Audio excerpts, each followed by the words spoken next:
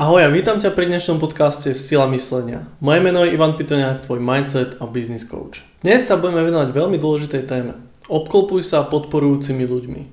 Táto téma je kľúčová pre každého, kto chce zvýšiť svoje sebavedomie, premeniť svoje podnikateľské sny na realitu, alebo posunúť svoje úspechy na vyššiu úroveň. Tvoje okolie má obrovský vplyv na tvoje sebavedomie a celkový úspech. Ľudia, ktorým sa obklopuješ, môžu buď podporiť tvoje sny a ambície, alebo ťa stiahnu dolu. Preto sa hovorí, si priemerom 5 ľudí okolo seba. Preto si starostlivo vyberaj, s kým tráviš svoj čas. Prvým krokom identifikovať ľudí vo svojom živote, ktorí ťa skutočne podporujú, je tento. Títo ľudia ťa povzbudzujú, veria v teba a v tvoje schopnosti. Sú tu pre teba, keď to potrebuješ. Môžu to byť priatelia, rodina, kolegovia alebo mentori. Premýšľaj o tom, kto ti dodáva energiu, kto ti pomáha vidieť veci z pozitívneho hľadiska a naopak, kto ti tú energiu berie. Keď už vieš, kto ťa podporuje, je čas aktívne budovať a udržiavať si tieto vzťahy. Udržuj pravidelný kontakt s týmito ľuďmi, či už osobne, telefonicky alebo online. Je úplne jedno ako. Zdieľaj s nimi svoje úspechy, ale aj obavy a výzvy. Títo ľudia ti môžu poskytnúť cenné rady a podporu, keď to najviac potrebuješ. Na druhej strane je dôležité vyhýbať sa ľuďom, ktorí ťa kritizujú a podceňujú. Títo ľudia môžu mať negatívny vplyv na tvoje sebavedomie a motiváciu.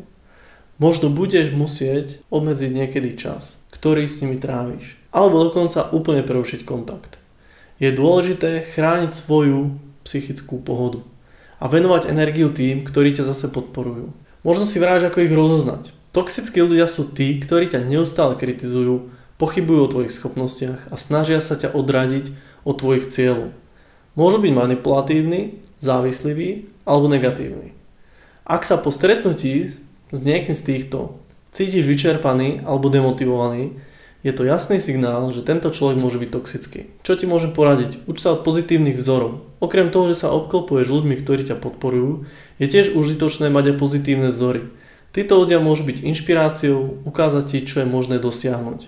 Sleduj ľudí, ktorí to dosiahli, to, čo si želáš ty, a uč sa z týchto skúseností a prístupov. Čo môžeš robiť naviac? Organizuj pravidelné stretnutia s podporujúcimi kamarátmi alebo kolegami. Môže to byť káva alebo obed, to je úplne jedno. Zapájaj sa do komunít. Pridaj sa k rôznym skupinám, ktoré zdieľajú tvoje záujmy a ciele. Tieto komunity ti môžu poskytnúť inšpiráciu a podporu. Otvor sa. Neboj sa byť otvorený a úprimný o svojich cieľoch, výzvach. Títo ľudia, ktorí ťa chcú podporiť, nebudú ťa súdiť, a naopak ponúknú ti pomoc a povzbudia ťa. Vyhľadávaj mentorov a koučov.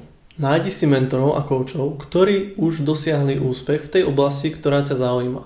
Môžu ti poskytnúť cenné rady a perspektívu. Obklopovanie sa podporujúcimi ľuďmi je kľúčové pre tvoje sebavedomie a úspech. Ľudia, ktorí ťa povzbudujú a veria v teba, ti môžu pomôcť premeniť tvoje podnikateľské sny na realitu a dosiahnuť nové výšky.